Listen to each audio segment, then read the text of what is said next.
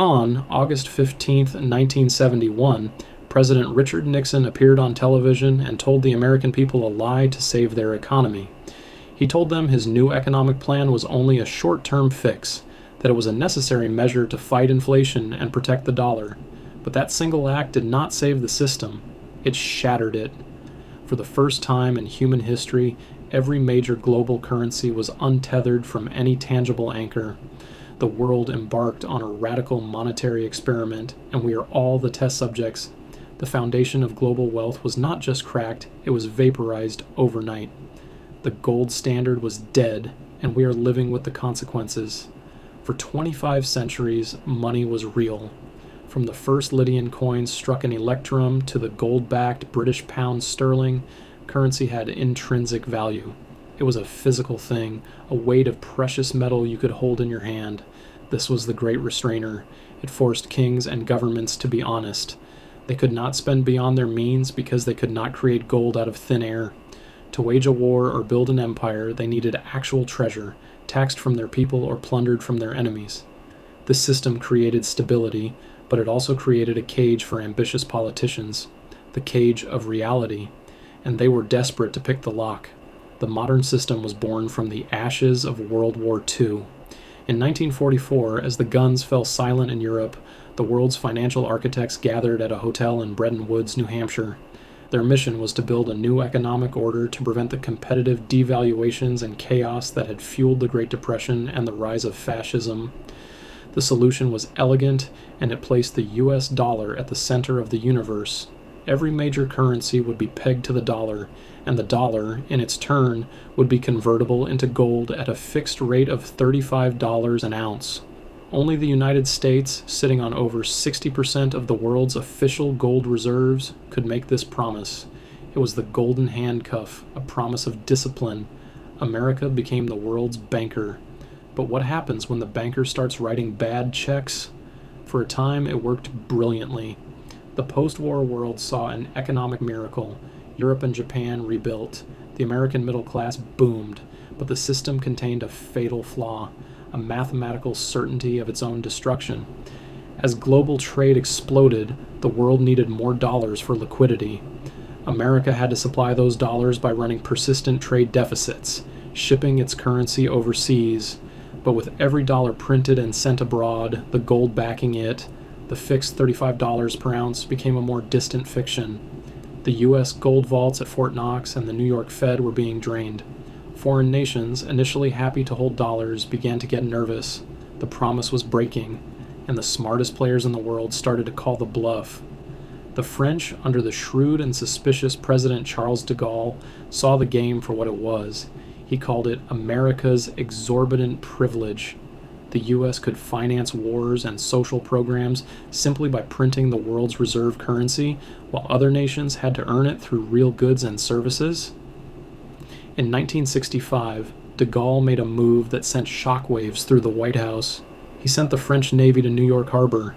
Their mission was not military, but financial. They were there to collect.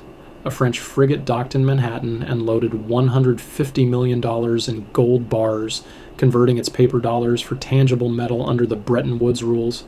It was a run on the bank. The world's confidence was cracking, and the gold was literally sailing away. Other nations followed suit. The drain accelerated. By 1971, U.S. gold reserves had plummeted to their lowest level since the 1930s. The math was now undeniable.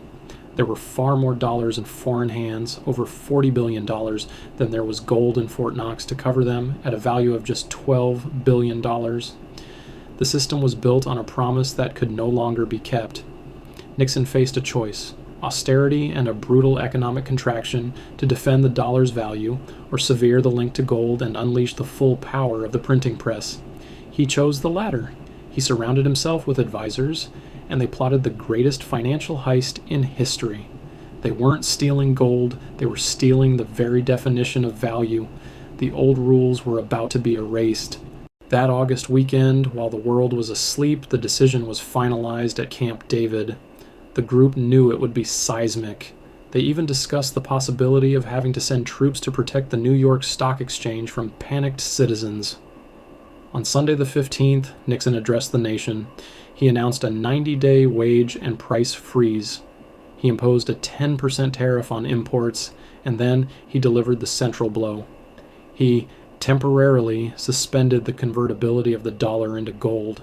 He framed it as a bold action to protect the American worker. The world listened in stunned silence. The Bretton Woods system was over. The dollar, and by extension every currency tied to it, was now a faith-based currency. It was just paper, backed by nothing but a promise. The immediate reaction was confusion, then chaos. Global currency markets were shut down for nearly a week. When they reopened, the world of money was fundamentally different. There was no anchor. The value of one currency against another was now a matter of opinion, speculation, and government manipulation. The first phase of the new era was a party. Freed from the constraint of gold, central banks could print money to stimulate growth, fight recessions, and fund massive government programs. The 1970s saw a spending spree, but the party had a brutal morning after. The hidden tax was about to be revealed, and it would wipe out the savings of a generation. Without the discipline of gold, the money supply exploded. All that new currency, chasing the same amount of goods, had an inevitable consequence: rampant inflation. It didn't hit all at once. It crept in like a thief. The price of a loaf of bread, a gallon of gas, a new home, they all started to climb. By the end of the decade, inflation in the United States was running at a devastating 13.5%. The stock market stagnated. The great post-war boom was over, replaced by a new terrifying economic phenomenon: stagflation, a combination of high inflation and high unemployment that classical economics said was impossible. People watched their life's earnings evaporate. The value was leaking out of their wallets day by day. The 1980s brought a brutal cure. Federal Reserve Chairman Paul Volcker, a towering figure of monetary resolve, slammed on the brakes. He jacked up interest rates to unprecedented, punishing levels, peaking at 20%. It worked. It crushed inflation, but the collateral damage was immense.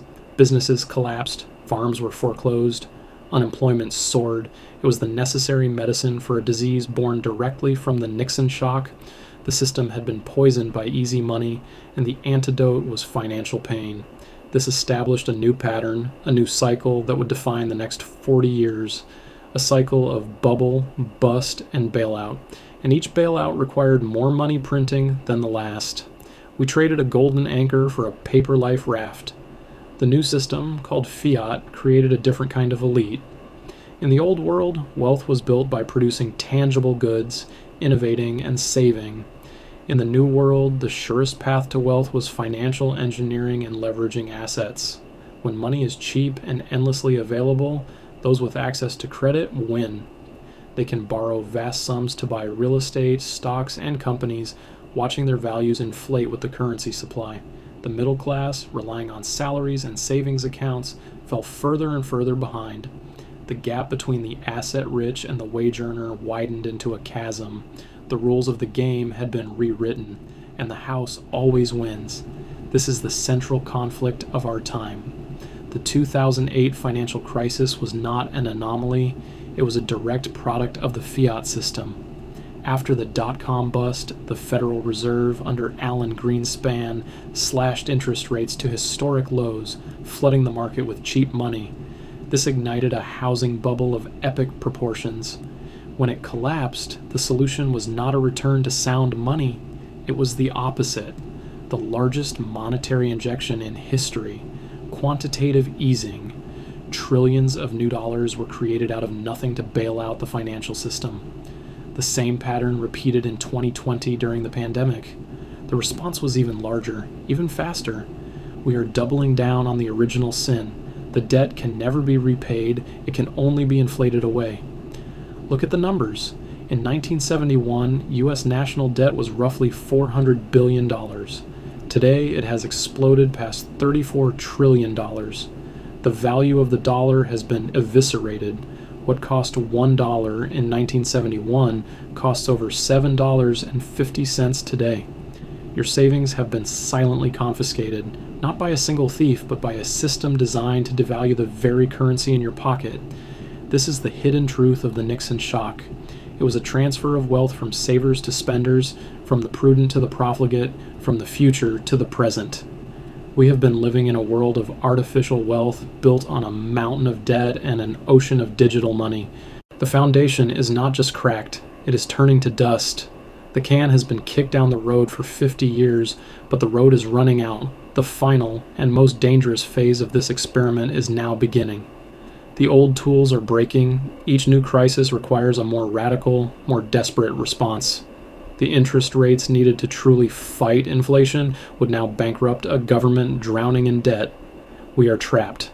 The system demands perpetual inflation to survive, yet the public is reaching a breaking point with the cost of living.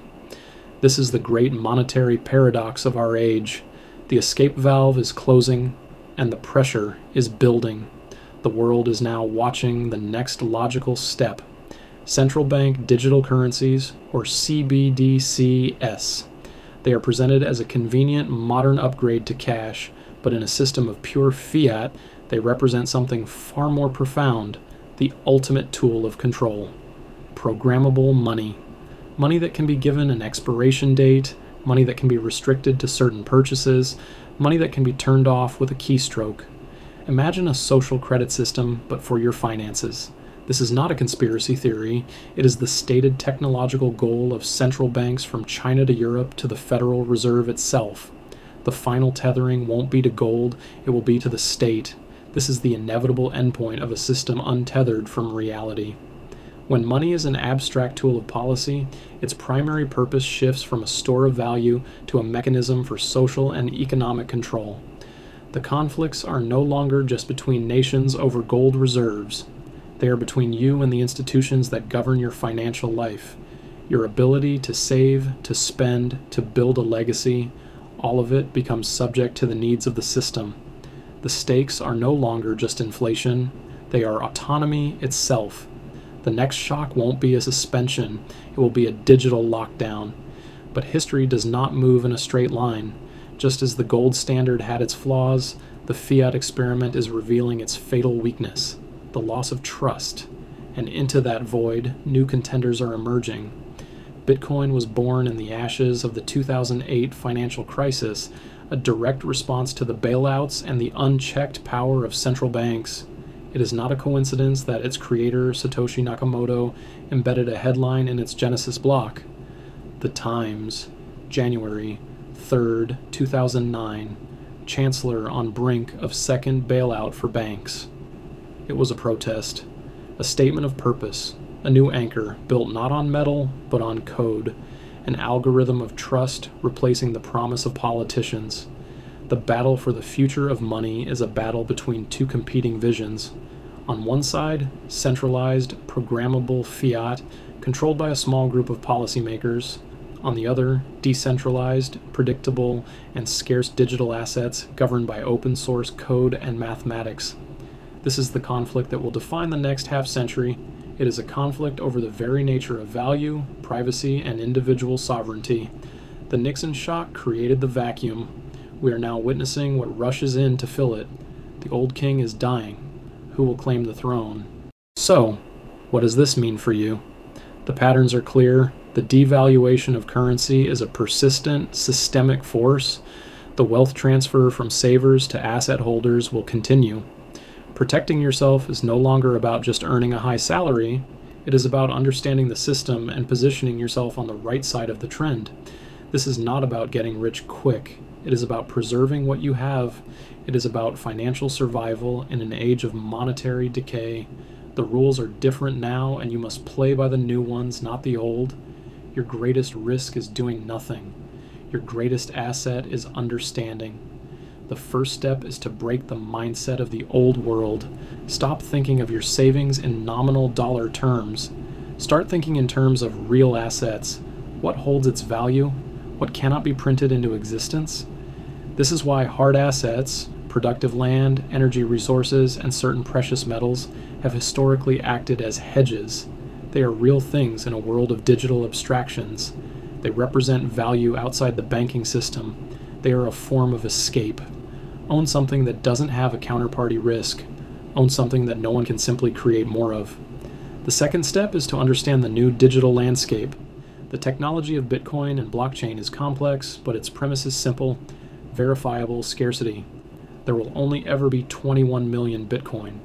This is a known, unchangeable rule. In a world where the money supply is a political tool, a neutral, predictable asset is revolutionary. Allocate a small, thoughtful percentage of your portfolio to understanding this space. It is not a speculation on price.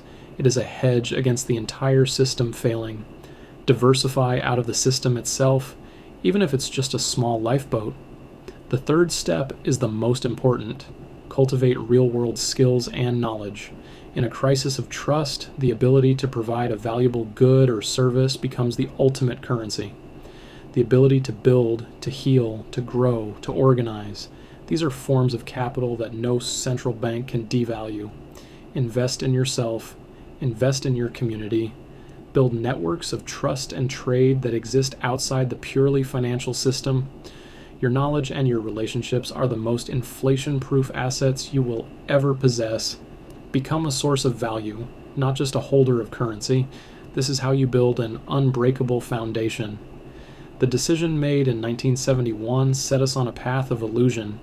It created a world where wealth felt real but was built on a foundation of perpetual debt. We are now approaching the logical conclusion of that path. The patterns are repeating, but the cycles are getting shorter, the amplitudes sharper. The system is seeking a new equilibrium, and the transition will not be smooth. It never is. The end of the gold standard was not the end of history. It was the beginning of a new, more volatile chapter. We are all living inside a 50-year experiment, and the final results are about to be tallied. The choice is no longer about trusting the system. The choice is about how you prepare for its inevitable transformation. You can be a passive victim of the cycle, watching your purchasing power slowly erode or suddenly vanish. Or you can become a student of the pattern, using history as your guide to navigate the turmoil ahead. The 1971 decision broke the global monetary system. It shattered the old rules, but in doing so, it handed you a responsibility, the responsibility to write your own. The age of trusting promises is over. The age of verifiable proof has begun. If you learned something new today, hit subscribe. There's always more history waiting to be uncovered here on Econ Prime.